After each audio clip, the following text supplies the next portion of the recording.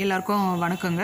நம்ம குக்கும்பரும் கொத்தமல்லி ஜூஸும் போட்டு குடிக்கலாங்க. அதில் வந்து ஒரு 4 கறிவேப்பிலையும் சேர்த்துக்கலாம். இந்த ஜூஸ் வந்து இந்த ட்ரிங்க் வந்துங்க ரொம்ப சூப்பராக இருக்கும்.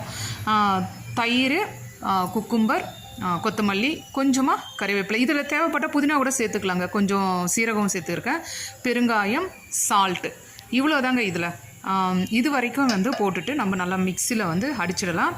தயிர் வந்து ஒரு கப்பு, ஒரு பிஞ்சு வந்து சால்ட்டு, கொஞ்சமாக சீரகம் போட்டுட்டு பெருங்காயம் வந்து லாஸ்ட்டில் போட்டுக்கலாம். இது வந்து நல்லா ஊற்றிட்டு தயிர் ஊற்றிட்டு வந்து நல்லா மிக்சியில் அடிச்சிடலாம். மிக்சியில் அடிச்சுட்டு வடகட்டிடணுங்க. ஏன்னா அதில் கொஞ்சம் அந்த திப்பி இருக்கும், கொஞ்சமாக அந்த திப்பி இருக்கும், அது வந்து டிஸ்டர்ப் ஆகும் அப்படின்றதுக்காக வந்து நல்லா ஃபில்டரில் வந்து வடிகட்டிடலாம். வடிகட்டிட்டு இந்த தண்ணியை வந்து நம்ம குடிக்கிறப்போ இது வந்து இங்கே ரொம்ப சூப்பராக இருக்கும். ஒரு மாதிரி பாடிக்கு வந்து ஃப்ரெஷ்ஷாக இருக்கும்.